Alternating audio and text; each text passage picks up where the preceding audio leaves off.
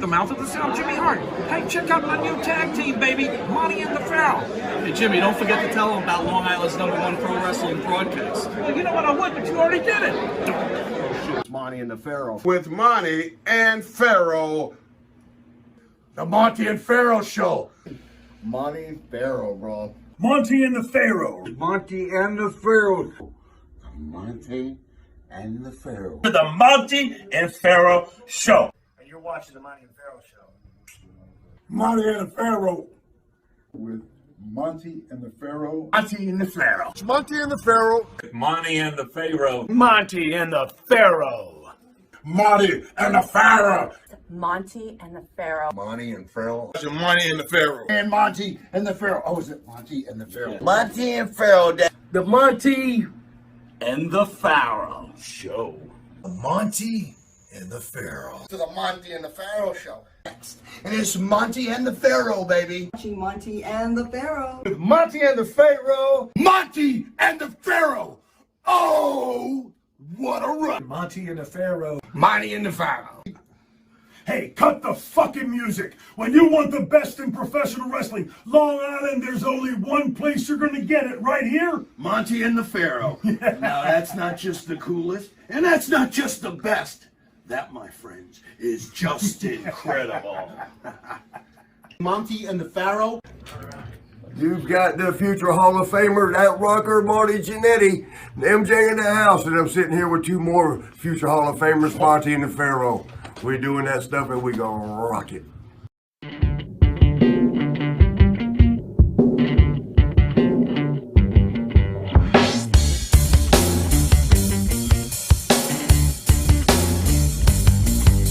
Straight to the top. We're living this life, not just dreaming it, we're doing it for real. Straight to the top. Working hard every day just to live a better way.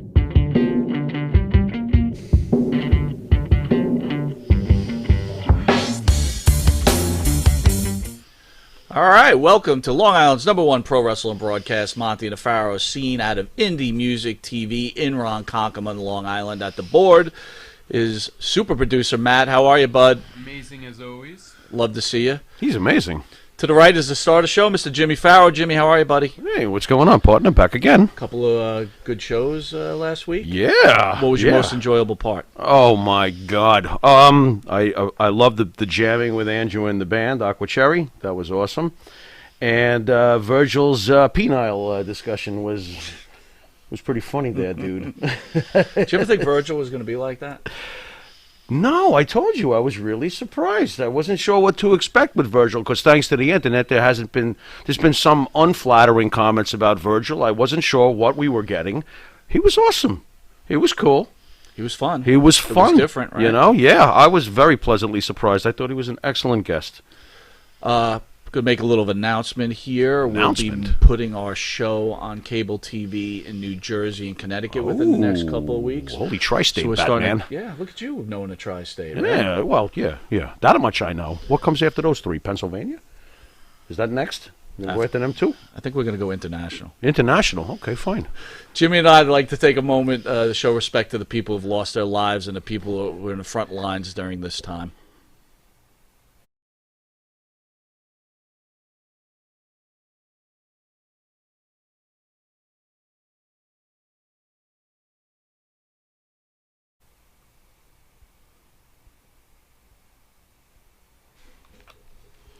All right, welcome back. Before we hit our guest, Mr. Just Incredible, ECW superstar, former heavyweight champion. That's right. We're just going to take a quick commercial break. Be right back.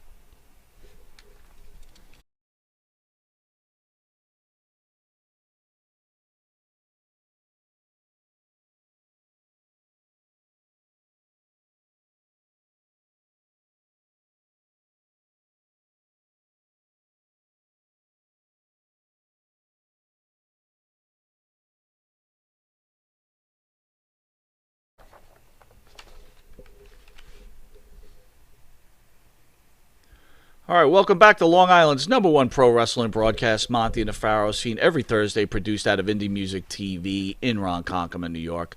Monte The Pharaoh could be seen on YouTube, Monte The Pharaoh page, Facebook Live, Monte The Pharaoh page, iHeartRadio, Spotify. Could we be seen on iHeartRadio? Am I really saying that? I thought children are to be seen and not heard. Well, we are children. Anchor. Yeah, thank you. Anchor Radio, Twitch TV, Monte The Pharaoh page, RTF Sports Network every Friday from 6 p.m. to 7 p.m. Their Anchor show. Nice. Channel 115 every Tuesday, 8:30 to 9 p.m. in the reduced version, where we'll be having. How about the abbreviated version? Can we go with that? Go Reduced with that? makes it sound like, I'm having trouble in the sack. How about abbreviated? You're attacking my script writing, dude.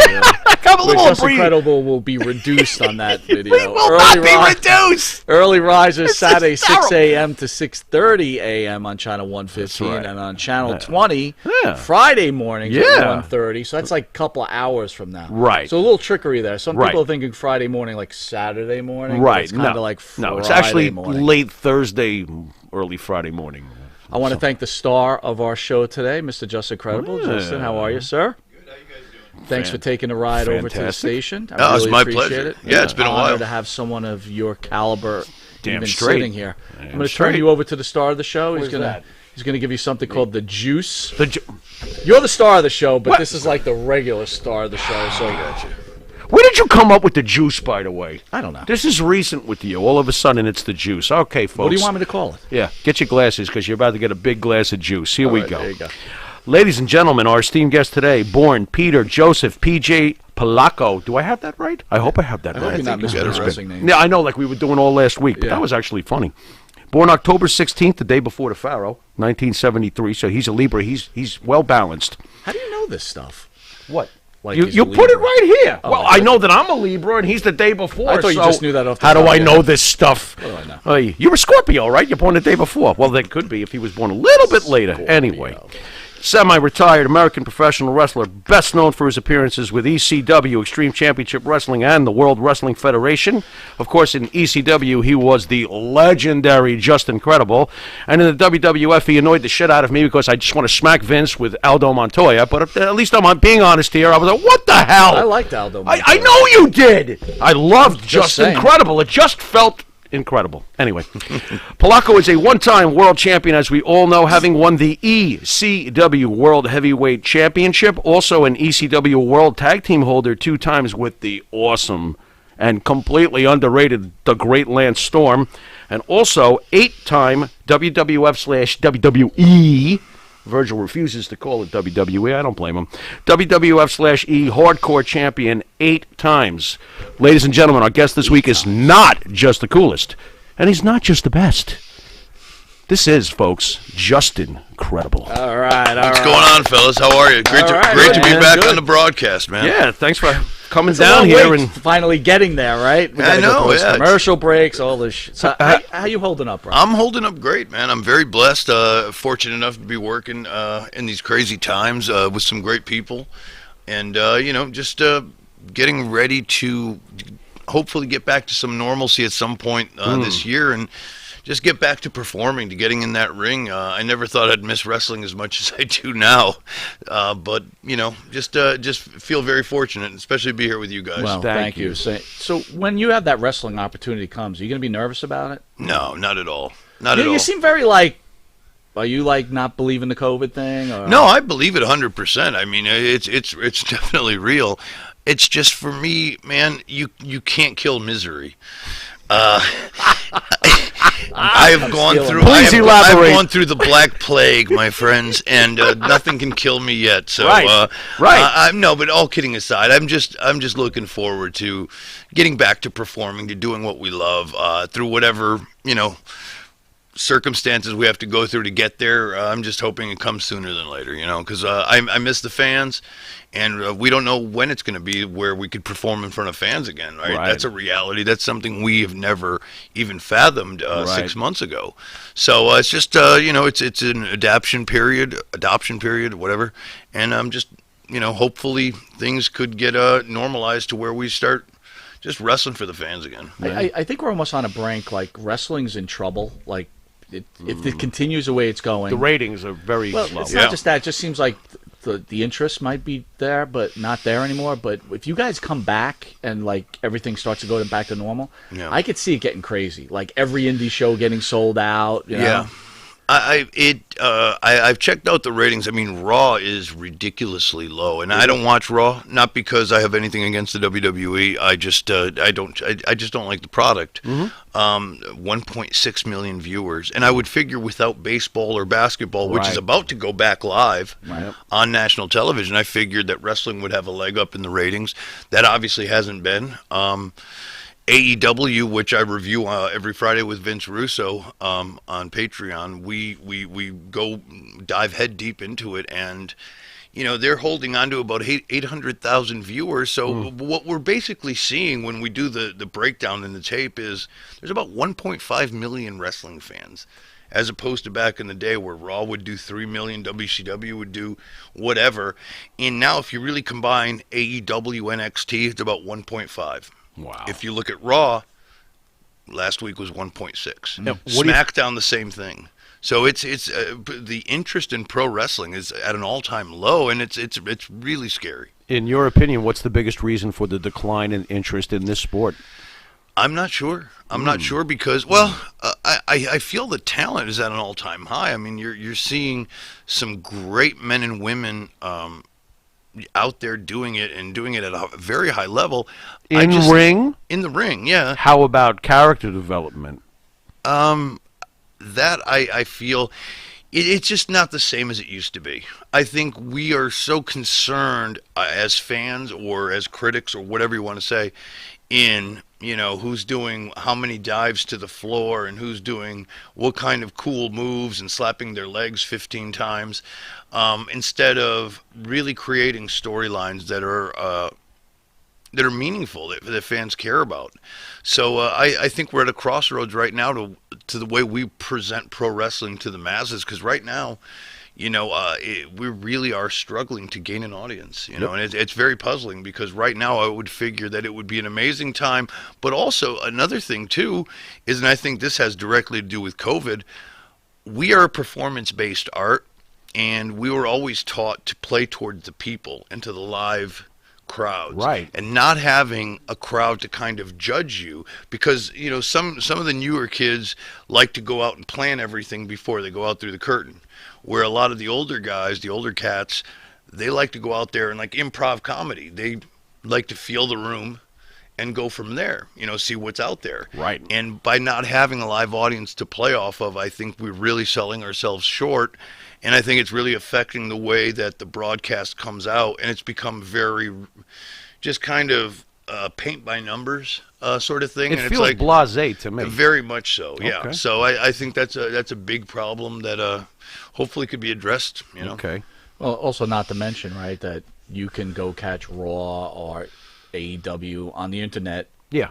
Whenever you have time. True. So it's not must-see TV anymore. It's right. like, you had to tune in every Monday night. You didn't want to miss the action, and you couldn't go to the internet to go watch what was going on. So, yeah, it's definitely a troubling time. And, it's a sport based on fan participation. Absolutely. So, and who's to say we don't know if baseball's going to do well. We don't know if basketball and football are going to do well. Yeah. I watched a little baseball. I mean, the opening seasons today, but I watched some of the pre-games or whatever for the Yankees. Like Mets-Yankees the other day? I mean, okay. They have some pretty good ideas. They're selling. They're piping in crowd noise. Which is fine. No, it's not. Yes, it is. Doesn't. No. But here's a good idea. They're selling. Come on. They can sell you a seat, and they'll take a picture of you and put your I heard that they're putting a cardboard Monte in seat. I think it's a great idea. That's terrible. That's terrible. That is awful. Trying times, man. You gotta do Strange it best you can.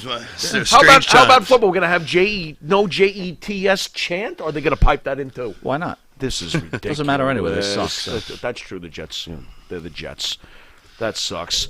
Justin, why don't we go back to the beginning? Tell me why you decided to become a pro wrestler. We spoke a little bit outside about your, beginnings with the Hart family. What do you got for us? Where does it all start?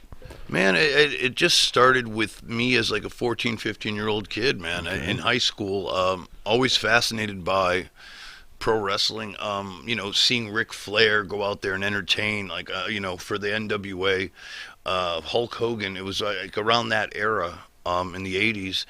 And I mean, I basically knew junior year of high school, I'm talking about 87, that I wanted to be a pro wrestler. I started saving up money to go to pro wrestling school then. So I always knew it was something I wanted to do. And it was just, it was, you know, I was never a good enough athlete to make it in real sports, which I love. I'm a big sports fan. Okay. But I figured, you know, I could do pro wrestling. Okay. And for some reason, I just believed that I could be larger than life. And it allowed you this playing field that was wide open. You could just, you know, kind of dare to dream sort of thing. Sure. And I just went about it. I worked as hard as I could and took it real serious. And I went up to Calgary with literally $150 in my pocket and came back a pro wrestler.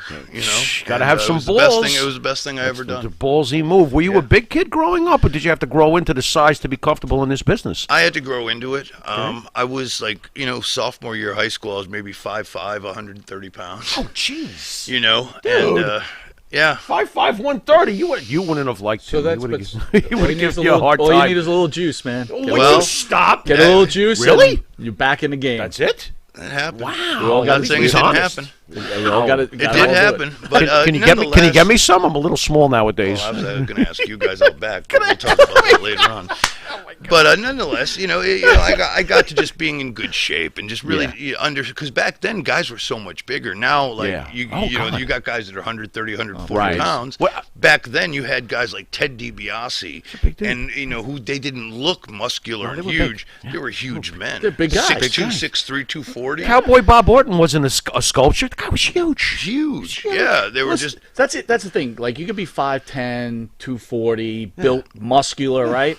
When you walk against, like you go against someone 6'5", and you just look at them, it's like you realize how small you really are. You really are. Yeah, it's crazy. I've never seen more mismatches physically in my life than today's current wrestling. It's like, what? Yeah. How am I supposed to take this seriously? Yeah. This kid looks like he's from the junior high I want to line. know what your parents thought. Mom, Dad, I want What?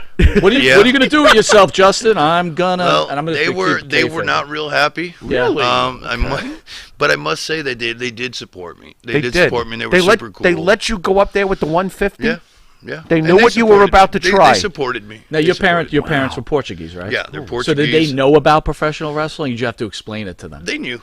They knew. Did they like yell at you? Like no, what they are were you just doing? like They knew how passionate I was about it. accent? They really knew how passionate I was about it. I mean, Yeah. in high school, instead of I was always part of the cool kids, sort of.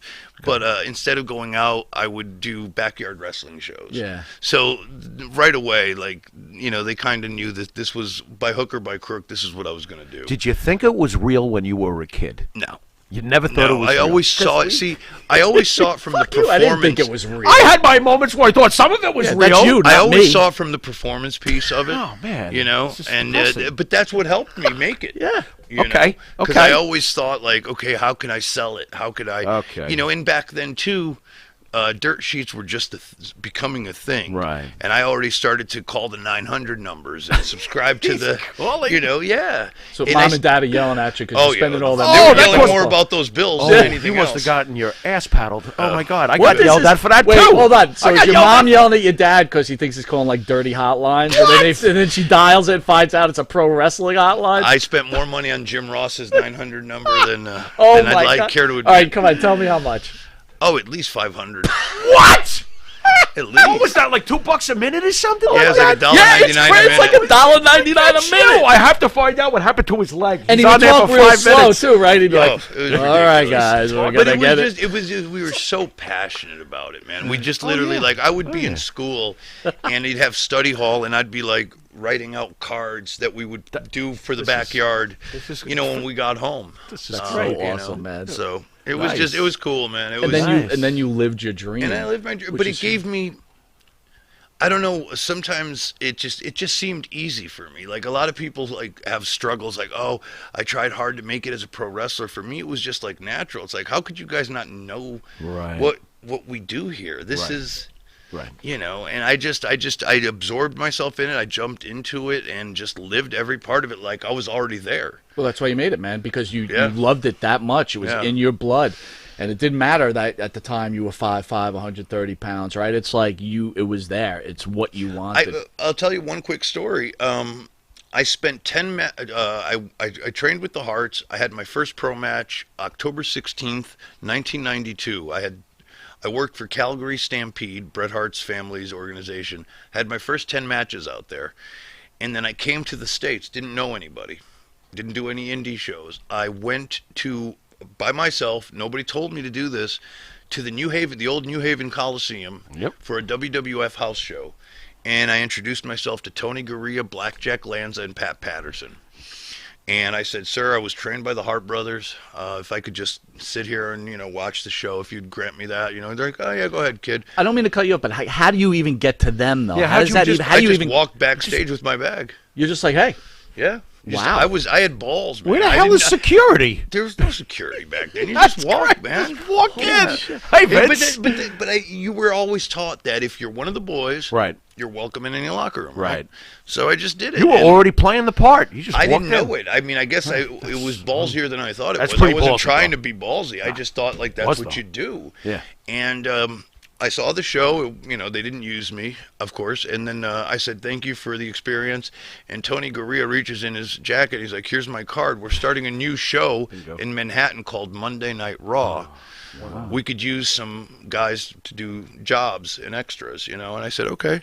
Sure. And right away, that's what kind of got me started in that pathway of meeting these guys and learning.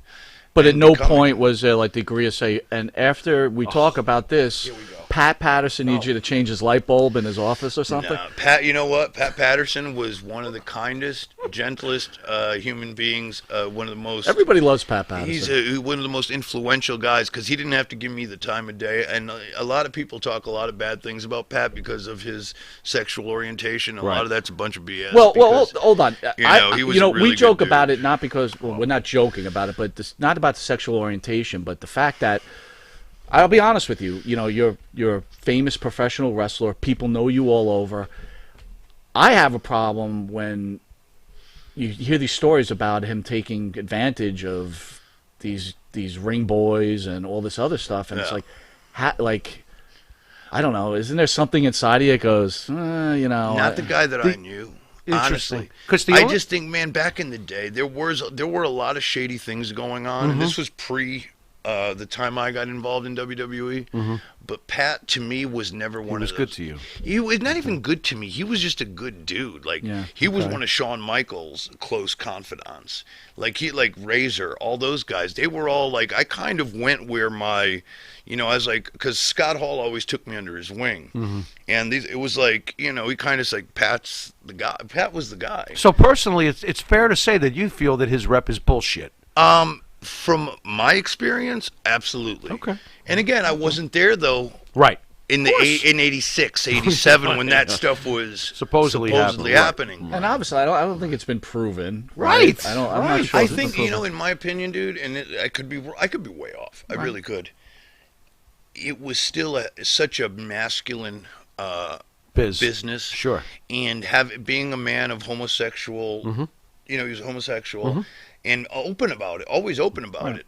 It wasn't accepted back then. And I think in that way, people just started to kind of like, oh, he's this way. And just all of a sudden, so you know what I mean? He's a deviant. Very important. I just want to make sure we spell this out. So back in those days, it was common knowledge behind the scenes that Pat was gay. Yeah. Oh, yeah. So he wasn't hiding it behind the scenes? Never. Very interesting. No. Yeah, okay. never. Okay. All right. So to me, but I think in the outside of the business, it was still something that wasn't as accepted by far as it is today. And I think he just got to, again, from where I stand, I never had. I find it interesting that Adrian Adonis portrayed, a very ladylike character, if you will, and Pat Patterson was the most ballsy ass kicker. You could never even. It's just strange. Yeah. It's just, to me, it's just strange. Yeah. Yeah. Okay, do we need to go commercial break, brother? No, you got. Okay, let's get one more in. If you could do it all over, this may be anticlimactic, but I'll ask anyway. If you could do it all over, would you have been a wrestler? Ooh. Wow, now I'm surprised. I'm hearing the wires crackling. Oh, wow. He's he's really thinking about it. He's like, let me see. I don't know. I guess I would. Okay. Because I've had some of the greatest memories of my life as a pro wrestler. But from a living, breathing human being and his future and after wrestling, my future and what it entails, no. Interesting. No. I wouldn't want to take away the memories. I wouldn't want to take away the experiences. But from a professional standpoint, from a money-making standpoint, I would have stayed far and clear. Really? Because it caused my family and myself so much mental and physical pain that I don't think I'll ever be able to share. Right. You know, it's more than people can imagine. Right. Understood. You're a cool dude. I'm really. He's just incredible. You're a pretty incredible guy. All right. Recently, the speaking out movement, shedding light on sexual and physical and emotional abuse inflicted, all over the place, right, on members of the wrestling industries. I know you've worked with wrestlers recently. Indie wrestler Candy Cartwright, I think you know her, right? Yeah. With her situation with Matt Riddle, you have any thoughts on that situation? I don't even know the situation. Okay. So Candy, I know Candy, and I don't know Matt, but I don't know their situation. So Candy claims that Matt was sexually aggressive towards her and kind of called him out on the carpet. Matt returned favor, saying that they had an affair together, but he told his wife and he wanted to end it, and this is her way of trying to destroy his career now that he's a WWE. He just got promoted to SmackDown, Right. and all of a sudden out she comes with this. So I thought the timing was absolutely like, what is going on here? Any thoughts on, in general, what's been going on with all the speaking out, and this one did this 20 years ago and that one did that? I mean, I know how you feel about the internet in general. What do you think when you hear about this stuff? I have two versions. I have the political correct version, and then I have what I really feel. Okay. And what I really feel might get me in trouble. Okay. We don't want you to get you in trouble. So Well, no, I don't want to get in trouble either, but I will say this, that... Write it down. I'll read it for you. No. There's listen, you never really know what happened. Right. I've known and been around long enough to know that we as human beings, and especially in this business, say and do things sometimes out of spite, out of jealousy, and I'm not going to dare call anyone, especially when I don't know anything, a liar or anything, but I just think that it's all like you're playing the game. Anybody that's in it is playing the game, both the male and the female. I'm not saying who's right or wrong, but everybody uses it. It goes both ways, and the best way I could say it without getting into too much trouble is both sides know what they're doing. And they know what they're not silly or stupid. They know what's going on. So I think it's just used at their convenience. And I think, like you said, it's a funny time for it to happen. And like I said, I don't know anything about that. I know Candy from wrestling out here in Long Island. She was a very nice girl. She used to date Brian from FTW over here, who had the wrestling school.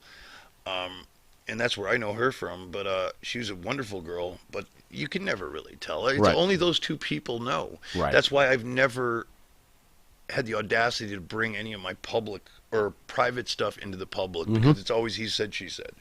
And right now, it's almost like everybody has an issue, right? It seems that way. So, who could say? Right.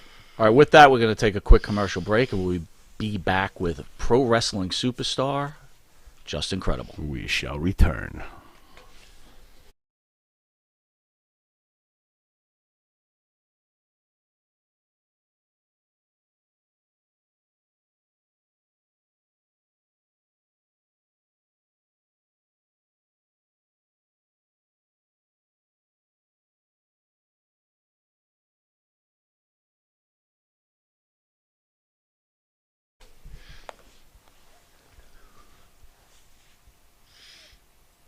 All right, welcome back to Long Island's #1 pro wrestling broadcast, Monte The Pharaoh, seen every Thursday, produced out of Indie Music TV in Ronkonkoma, New York, and with our special guest, Just Incredible. Justin, I wanted to ask you, were you ever put in a position where you felt you had to do something out of the ordinary to keep your job? You obviously explained Patterson never gave you any problems, but did you ever have anything behind the scenes in any company where it was like, if I don't do this stupid thing they're asking me, I may possibly lose my employment? Did you ever have to go through anything dumb I don't think so. No. Well, you're lucky. No, not like that. Nice. Not professionally, nor of any other nature. No. Was there any kind of physicality you actually thought about before a match? Just, I don't want to do this to myself tonight. No. Interesting. No, they were like, again. Maybe it's just me. I had a really good experience. They were very professional, man. It was the pro wrestling game. I mean, look, and again, I think this goes back to the way kids are taught. You're in a pro wrestling match, but it doesn't mean that you're giving of yourself totally. It's like it could turn into a shoot real quick. I was taught by the Hearts. I knew how to protect myself in the ring. Did you ever have to? No. Nice. You know, it never got to that. But it's like I wasn't a tough guy, but it's like you kind of know, like, you know, you there's certain boundaries you don't cross. Do you think maybe it helped you rep a little bit coming through the Hart dungeon? I mean, there's got to instant respect though for people who go through there. Possibly. I mean, I was crisp. I always had good matches. I always, when I had to put guys over, I did it to the best of my ability. Made everybody look great. Was a responsible young man as a performer, as a businessman. I did proper business. So I just never had that issue. You hung around with some guys though that were bullies in the industry, right? From what I understand. You could say that. So do you feel that you ever look back and go, man, I really did this kid wrong that was coming up, or like you tortured someone, or no? I personally never did. There are a couple of instances where I sided with the guys for the wrong reason, but even then, not really. I mean, hell, it was just hazing, and I got it worse than anybody. Did you? Like, I was always getting ribbed. What, did Andre poop in your locker or something like that? Andre poop in your locker or something? Not Andre, but Davey Boy used to take my bag and like hang it up from the rafters. Oh. What was the worst thing that someone did to you that they ribbed you on? Well, one time in Germany, I took Lex Luger's friend of the female persuasion at a bar, and I think it was like Dusseldorf or something, and he was obviously upset because he's Lex Luger, I'm not, and I'm Lex Luger. I got a little bit too drunk, and I woke up late for the bus ride to the next town, and I had all my metrics. I had water dumped on me, metrics dumped all over me, and I had beads and like braided hair, like fake horse hair, attached to mine to come out of the mask, the Aldo mask. Right, yeah. And that was all cut off, and that was a receipt from Lex Luger for me taking his delight home with him. So did you consider this girl in Dusseldorf like a ring rat type of? Oh, she was certainly of that persuasion. So then so you guys got mad at each other for stealing each other's rats? He obviously did. I didn't see You're anything like, wrong. Lex, it's a rat. Take it easy, pal. Did you laugh your ass off? Because I would have. I would have been like, yeah, top of the card, sling this, buddy. It was funny, and Luger ended up getting ribbed for it the whole trip. That's great. So, but yeah, great. it was definitely fun. But it was funny because I had beads attached to my braided hair, and it was in the M&M jar on the tour bus. So that's what I got for being a wise ass. Oh my god! Coming out of the, we were talking about speaking out. Recently in news again. Sonny, Tammy Stitch, who was supposed to be in studio. Yeah. She's back in jail. Another issue. Yeah. I know you spent some time with her. Could you talk about her at all? Yeah, I mean, what is she back in jail for? What did she do? Secondhand news on my part. So again, guys, I am a wrestling fan, not a wrestling expert. We are not the wrestling experts. We don't have the inside information. But from what we understand, she had an argument with her boyfriend. Something might have happened. Okay. He called the cops on her. She took off in a car. She has no license. Right. Gotcha. And boom, she's in jail again. Look, I've known Tammy since I pretty much since I started. I've known her since '94. She was always very impulsive. I think she suffers from, and I'm not trying to. This is not a dig in any means, shape, or form. I think she really suffers from mental illness. I think she has a lot of issues. Obviously, substance abuse, something I've dealt with my entire career. But I think she really just feels like she's still Sunny from 1995. I was going to ask, is she trapped in her gimmick? I think she is. And I think she's gone through so much, man. Yeah. I'll tell you, I got in some trouble a couple of years ago.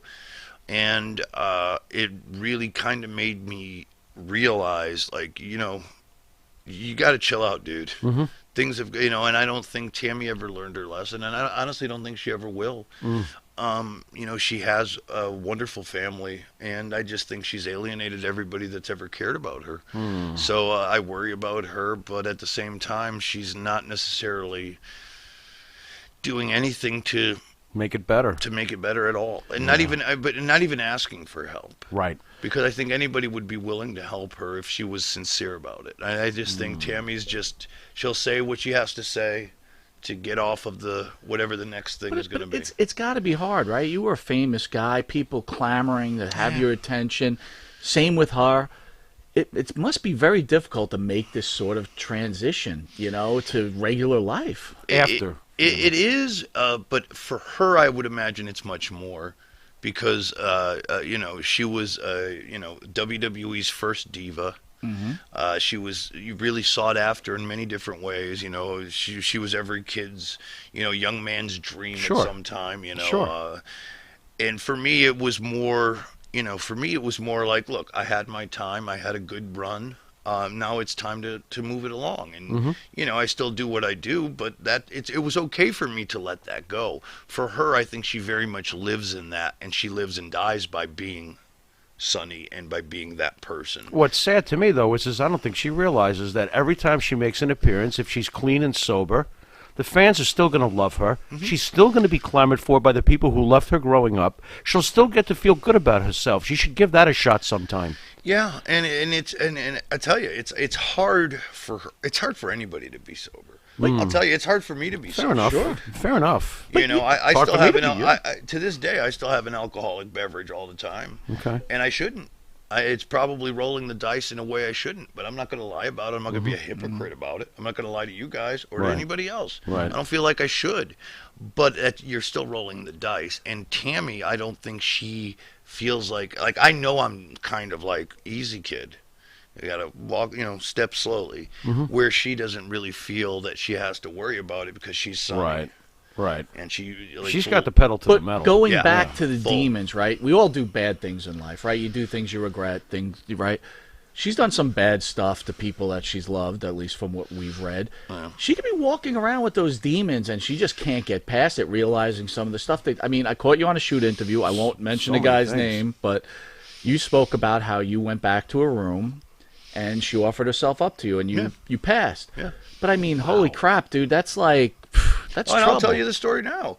It was literally at her mother's, it was at her mother's house. What? Candido and it was me, Candido, Hakushi, and Tammy. Remember Hakushi? Yeah, sure, yeah. We were all traveling together, and we were staying at Tammy's mom's house. And Chris was in the shower, and she gave me the office to sleep in, just like some sheets and a pillow.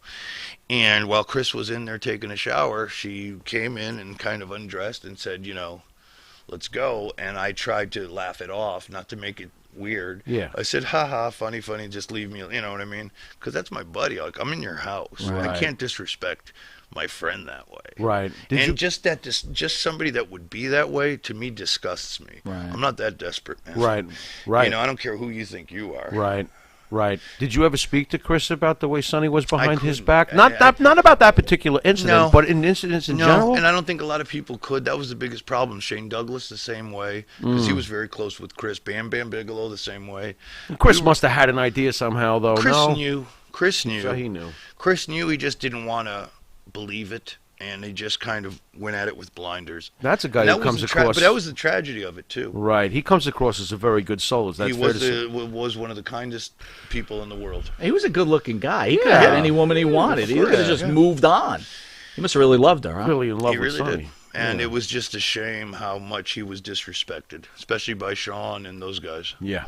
Because he did it to himself. It was almost like... you couldn't, like, anybody with two eyes could see what was going on, and he chose to ignore it and still try to be kosher with everyone. And it's like, dude, he just wasn't capable of walking into the locker room one night and knocking someone the fuck or at out. least saying something. Say, do something. You don't even have to be violent about it. Just saying, hey, dude, you know, whatever. A right hand would have been understandable, though. But you know what? You mentioned Sean, right? Sean was a major player. Scott Hall's hanging around. You hung around those guys. You know, you open up your mouth. You lose that paycheck, right? It's like, you know, hey, don't cause any problems. Yep. And that's what it was. You know, speaking of that, you with the Click, you hung out with the Click, Yeah. hung out with Scott Hall. Being that you were with them, I was always very surprised that you didn't get more of a push. Right. You know, you talk about X-Pac or 1-2-3 Kid at the time. He got a push. You were, in my opinion, much more talented than he was. And I felt you were in that same role as he was, and I never understood why they didn't, because they had a lot of clout, right? They made a lot of. How come they didn't push you ahead? Like, didn't you ever talk to Scott and be like, "Yo, help me out here"? I didn't want to. I don't know. I just didn't feel good with that. You felt like you were pulling a card or something, taking a shortcut or something? I did, and I just felt it wasn't for me to do. I was like, if it's going to happen, it's going to happen. And I also was from the school of, I didn't feel I was ever ready at that point to really be pushed to that level. And the only time that I was offered something was when Razor and Kev went to WCW. And they offered me to come, to get my release from WWE as Aldo, to go to WCW. And I went to Vince's office and I asked him for my release because they were like, "Pete, we'll get you paid. Come down here." And I went to Vince, and Vince refused. That's when he sent me to USWA, which in turn turned into ECW. Do you think that Vince was the only refused? thing they ever offered me. Do you think Vince refused more so for his personal feelings towards Scott and Kevin leaving at that point? I think it was Spite? more. Yeah, it was more of, I'm not going to have one of my name guys or whomever from my company, regardless of how it's going to. It's not. Did you get more pay out of the deal though? It's like no. No. Vince had me for another year, regardless. Vince knew you were one of Scott and Kevin's boys too. Of course. Oh, he was totally spiting you. Of course, absolutely. Okay, now I'm veering right though. You're an independent contractor. Right? You're an independent contractor. You have a right to work wherever you want to work. I understand you have an agreement. So what does the agreement say? You have to work for the WWE and you need permission to work somewhere else? I mean, how does that... And that's binding as an independent contractor? Yeah, pretty much. Yeah. And those contracts were very, very loosely written, and he did that for a reason, because a lot of the guys that he had under those contracts, those contracts were literally all 3 years. Each year only guaranteed 10 bookings at $150 back then. Right. Damn. Yeah, that's it. And they were so interpretive to what he wanted. So he really had he knew we couldn't afford lawyers to combat. Yeah, he's a shifty genius, isn't he, Mr. You know McMahon? what I mean? So we really had So basically, you could have went to WCW, just dropped the Aldo gimmick, went there with fear that you might get. See, that's what I don't understand either. Couldn't you went to Kev and Scott and said, "Hey, look, have WCW fight the good fight." Like, I don't get it. I know about it. But for them, that's like, I'm asking them to do that. It's like, right. I got it. Wants to You're still trying to establish like a big time thing going on for yourself here. It comes down to this, man. Everybody's your friend, but in this business, nobody's going to go the extra mile. Right. And speaking, unless there's something in it for them. Right. And speaking of that, at one point you were obviously close with Scott Hall. The last time you were here, I remember, you didn't have the greatest feeling about Scott, and quite honestly, we're not so sure about ourselves. Has the feelings changed? Where are you at with Scott Hall today as we speak? I think Scott is a lost soul, in my opinion, man. I've stuck it out with him through the years. I've always been the guy to, all his detractors, I kind of sometimes look stupid in sticking up for him. Okay. So he's just done me wrong too many times to where I feel like I can even say anything anymore. Did you ever finally get him on the phone and be like, you know what, bro? I mean, did you have that conversation with him after all this shit? No. Douche you, No. I mean... No, the last exchange I had with him was, I think he said something to me on Twitter of like, stop being, because I said something about like, recovery or something along those lines. Okay. Of me like kind of searching for some kind of help. And he's like, he basically called me out, said, "You know what, you're a puss, man up." On Twitter? Yeah, just kind of just verbally blasted me on Twitter. Because you expressed the want to try to better yourself? Yeah. And he's putting you down? How many times have Vince got a check for him to a rehab? All right, that's interesting. But anyways, all right, go on. It was at the time where I was just like, you know what, dude? Because a bunch of us have also had that come to Jesus moment with Scott. X-Pac did too. they almost came to blows one time in a car ride. It's known as the come to Jesus moment with Scott Hall. Yeah, Very he's interesting. Just, he's who he is, man, and you're not going to change him. X-Pac almost went at it with him. You were there for that? What went down there? Pac told me the story. I wasn't there. They were in Florida going to, from Orlando to Tampa, and something happened, and kids just like pulled the car over. Let's go. Got a load of X-Pac. Yeah, but it's just he's just man. Sean whatever. seems like a sweet guy in real life. Is the 1-2-3 kid a tough dude? He's a tough dude. He's a tough dude, huh? He's a great dude.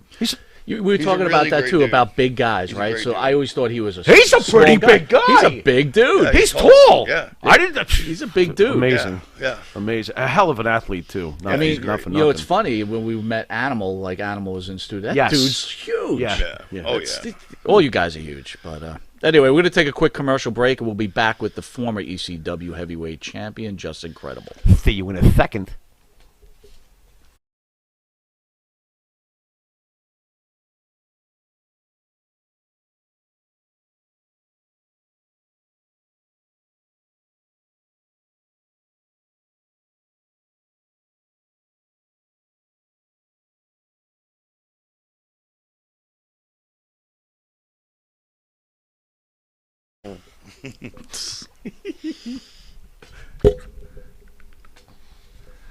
All right, welcome back to Long Island's #1 pro wrestling broadcast, Monte The Pharaoh, seen every Thursday, produced out of Indie Music TV in Ronkonkoma, New York. We have a special guest in studio, former ECW heavyweight champion, Just Incredible. Yeah, and on that note, let's bring up my favorite portion of your career, when you become Just Incredible. It's about damn time. Now we've got the ultimate gimmick. It completely works for you. You get to ECW, and you come across Mr. Paul Heyman. Tell us about Paul Heyman. Paul Heyman, man, he was definitely he was a cartoon character. He was Al. If you ever watched the movie The Devil's Advocate, Yes. he was Al Pacino in The Devil's Advocate. That's Paul Heyman in real life. Paul Heyman gets credited for being a great booker, a great storyteller, Innovator. and he is all those things. Yeah. But the best thing he did was he was a great motivator. He took talent that was Minimal. underdeveloped, and also underconfident, and he made you believe. Right. And he would get you in a corner, like 5 minutes before your match. He would sit there and lock you into a place, just you and him talking, and he'd be like, give you this big pep talk, like you could do this. You are this character. You have all the talent you've ever needed. You just got to go out there and do it. Did he create most of the characters we saw in ECW? A lot of them, yeah. Did he walk up to you one day, size you up and down, and go, Just Incredible? Was it like that, or? Sort of, yeah. That's sort of. amazing. He's a genius. Yeah, I love sort it. of, Sort of, yeah. That's great. Yeah.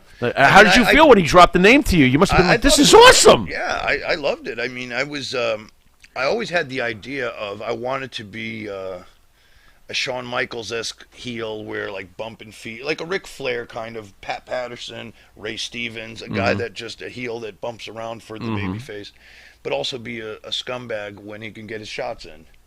And The scumbag portion of your character, because you were, and that's right, folks, you were uniquely irritating. Yes. You were. Who did you pattern that? Sometimes I wanted to reach into the set and just choke you, and because you just.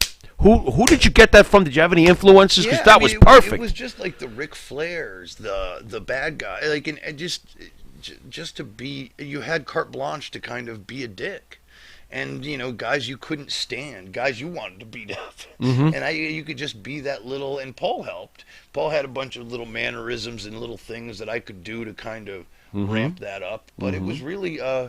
It took me a couple of months to kind of get it all together, but it was fun. It was actually effortless. It looked like it. It was fun. It was fun, and we had a good time with it. And when sky's the limit, and you're allowed to just go out there and create, you can't go wrong. And the worst you could do is like, that didn't work. Don't do that again. Right. So you swerve and you go to the other way. Right. But it was great. It was a great time for discovery, and as long as you go out there and have good matches, quality matches, you're doing okay. How were you able to prepare yourself for what you would face physically in ECW? There's no way Vince McMahon's company prepared you. One of your classic moments, you come down off a ladder during one of the ECW ladder matches and literally bounce with your skull. I don't even know how do you practice stuff like that? You don't. But Geronimo! But you know what? Well, here goes nothing.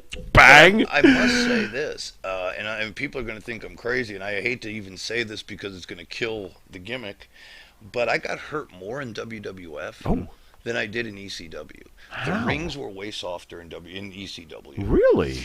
And the guys we were working with were a lot smaller and a lot lighter. Okay.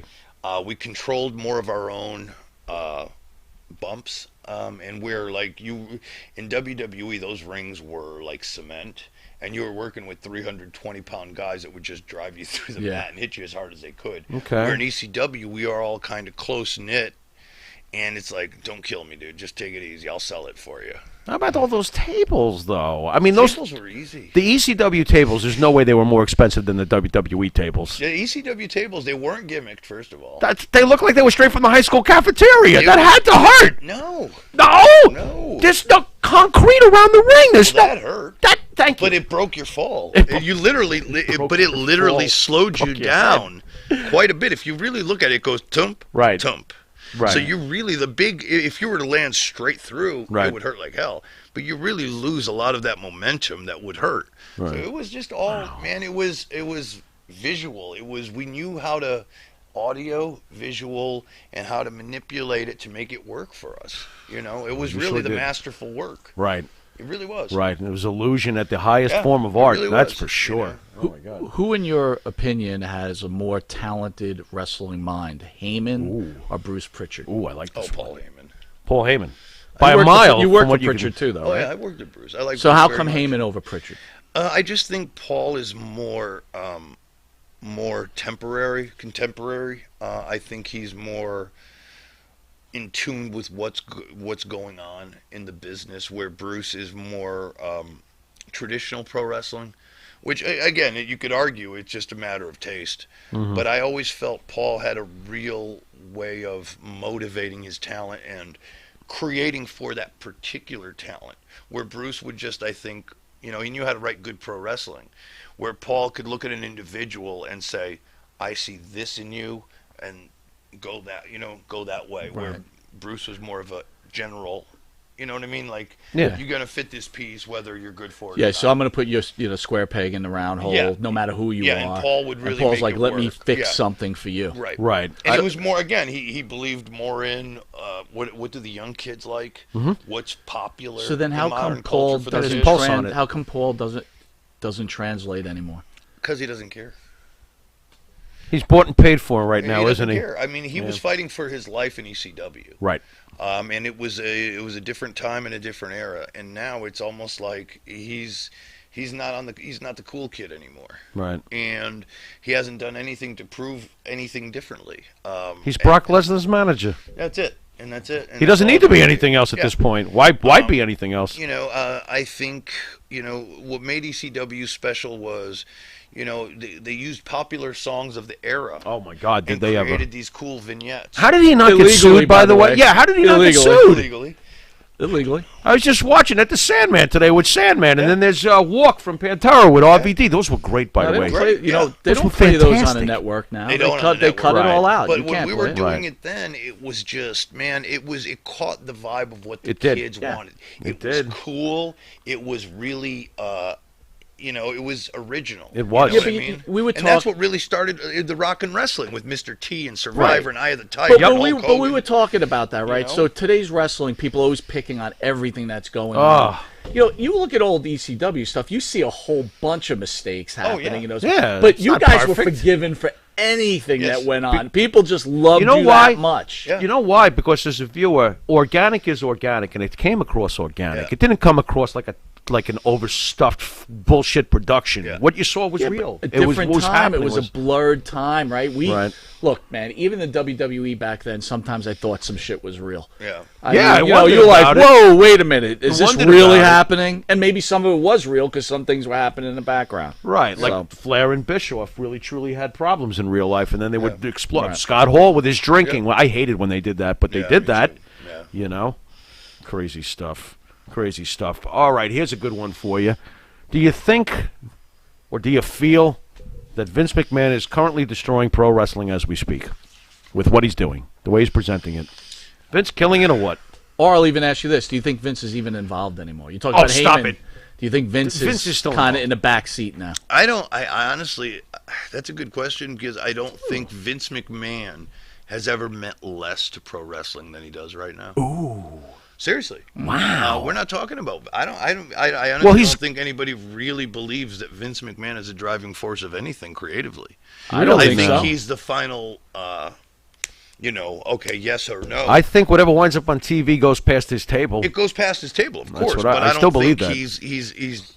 he's dialed into what Right. really matters. You think he's slowly checking out upstairs? Because I am worried about that. I don't know. I don't think so. I don't think so. I, mean, hope not. And you wouldn't know anyways because he's just such a, Recluse. different Yeah. animal than Right. all of us. But I think with what's going on with AEW and the balance that,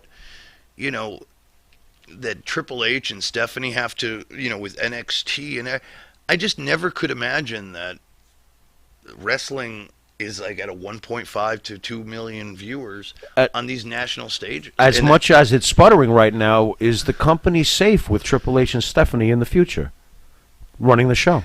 they're safe, Okay. but they're not going to go anywhere. They're not going to. Just going to keep going the same. It's going to be, and steady- that's what scares me is we are turning off fans very, very at a very high rate because there's just nothing to be passionate about. Well, you said know? it. 1.5 fans be broken up between a whole bunch of All wrestling these shows. Yeah. And we Not spoke good. about this. Today's wrestling. You got 120-pound guys in the ring.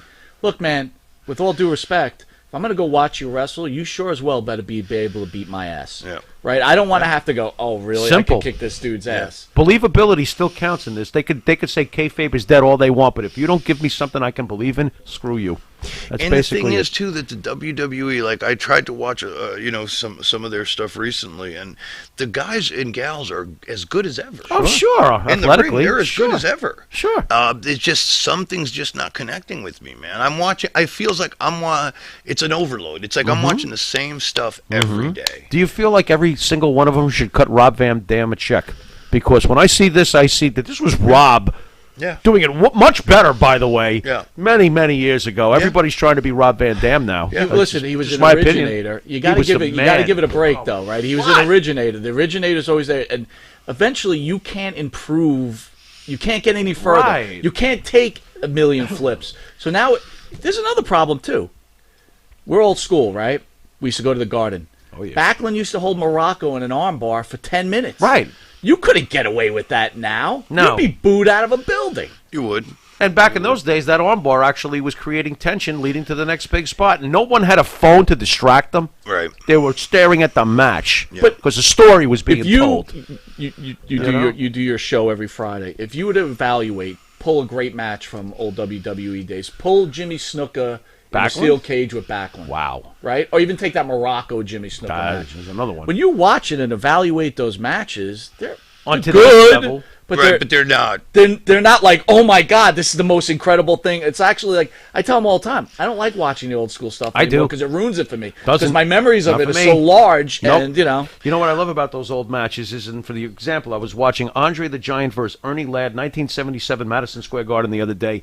A simple right hand from Andre brought that crowd to a roar. Yeah. It's just one fist. Yeah. And the crowd was completely engaged in it because there was some realism there. They, Well, they were invested in Ernie. They were invested Yeah. in Andre. Yeah. You know? I You don't think, have I enough think of the that. biggest problem is that nobody's over. Right. That's the thing. And one of the biggest things is, too, now, there used to always be, the Monday night era. You used to watch both programs because you didn't know who was going to show up where. There was always this thing like what is going to happen. Anything can happen. Now you know if you miss Raw, you're going to be all right. You miss SmackDown, you're going to be all right. You miss AEW, you're going to be all right. Right. There has to be.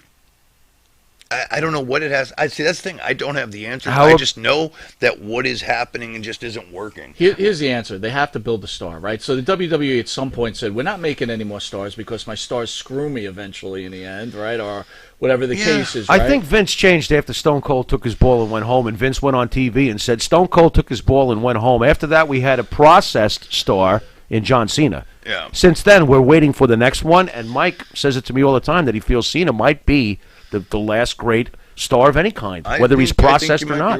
I think you might be right. There you go. So you've always had a great mind for wrestling.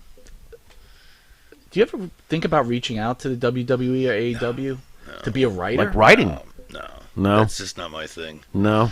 I always want, for me, I'm a performer, and I just, because it's easy to say, like, you know, everybody could put on the booking hat and say they could write. Right. I'm just not, you know, and anybody will say, oh, I could write a better show. They're kidding themselves. Well, you hear that all the time. You hear it all the time. I know it's a lot harder than, and you know, you don't, the problem is, man, back in the day, Vince used to have the main event for WrestleMania, and let's say it was Hogan and Andre, and then you'd go back a year, and then how do we get to the main event of Hogan and Andre at WrestleMania and go back and start booking from there. Right. And that's what nobody does anymore. Everybody's just going show to show. They show up. Who are we trying to get over? Who are we going to promote? And there's nobody in either. Did that start in the Attitude Era with Vince Russo? Because I personally think Vince Russo's got plenty of genius moments in his career. But was he more show to show rather? Because Vince would plan 2 years in advance. Yeah, he was very much more show to show. He was show. But That's where it begins. Russo knew his audience. Oh, yeah, he sure did. You can't.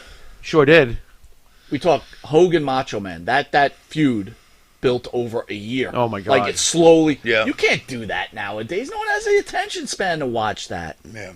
Yeah, but you could try. It doesn't hurt to try. I would try. I agree. I agree. It doesn't hurt to try. I think we've gotten to a place where we don't even know what works. You know, we just throw stuff out there, and we just, if it doesn't hit week one, if the ratings are a little low for whatever reason, let's bail.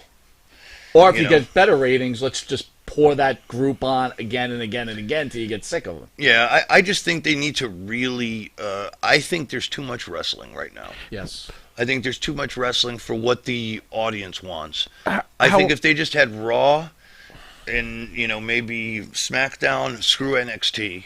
Right. You know, because I know they did it to, you know, they put it on primetime to run against AEW, but that's neither here nor there. What about the lost art of the valet? You clearly enjoyed. Yeah, that's another thing. Well, can't we have more managers speaking for some of these? Because some of these guys can't talk. I'm sorry. Yeah. How about giving them a Bobby Lashley should always have a manager. Yeah. He's an incredible specimen, but he can't talk for shit. He's got to have a manager. And just to have, and that's the one thing, Francine, Dawn Marie, so many others. Amazing. You know, they were just beautiful girls. Just the cat fights. Just there's so many things you don't do anymore. But why? Why? But you can't. Why? You put a cat fight on, people flip out, right? Oh now my God, sexist. what are they doing? This Now is it's sexist. sexist. This is embarrassing. So you know what? Grab a set, and you got to stand for something. This is Yeah. professional wrestling. I agree. This is, you could also combat it with, look, this is entertainment. Right. I also write a story about a murderer who's a psychopath killer, and the cops are going after him. It's fake. We're a fake show. You know what I mean? Right. You should be able to, you know, this isn't real. Like, where do we draw the line of reality? Right. Hypothetical. You're running your own organization, right? And you're getting towards the big time, and you got some really big sponsors. And your writer goes, I got this great idea.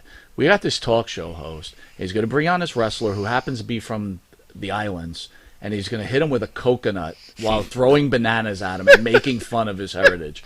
You're the guy that's running that organization. Are you pulling the trigger saying, on that sketch? You know what? I'm going to grab my balls and I'm going to go with this. I'm not going to go with that one. No. Not today, huh? Not today, huh? On that one. What is Justin Credible's favorite, as a fan, your favorite match you've ever watched that you Sure. love? Ric Flair, Rick Steamboat. Wrestle War '89. Son of a bitch. He goes after that. Really? Yeah. It was great. Which one? Wait a minute. Which one? They had like Wrestle War '89 in Nashville. That's the one I think I picked. That's the one you picked. Yeah, I think that's the one. How great was that match? It was great. For me, that's what made me want to be a wrestler.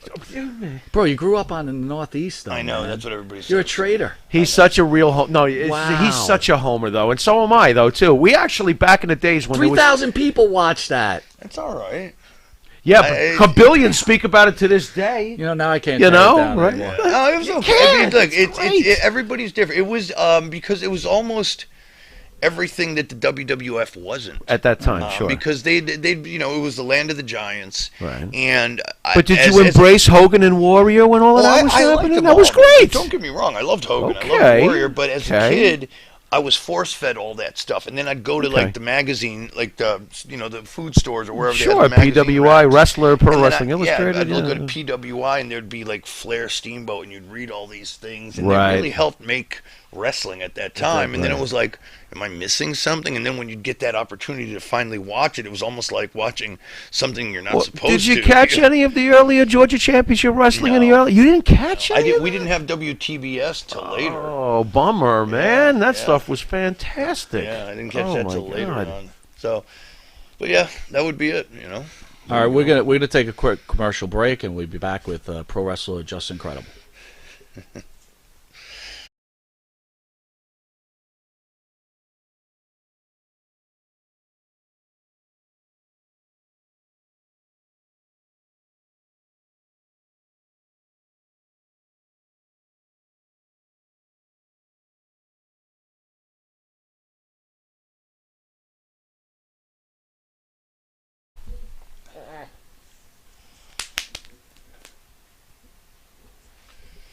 All right, welcome back to Long Island's #1 pro wrestling broadcast, Monte The Pharaoh, seen every Thursday, produced out of Indie Music TV in Ronkonkoma, New York.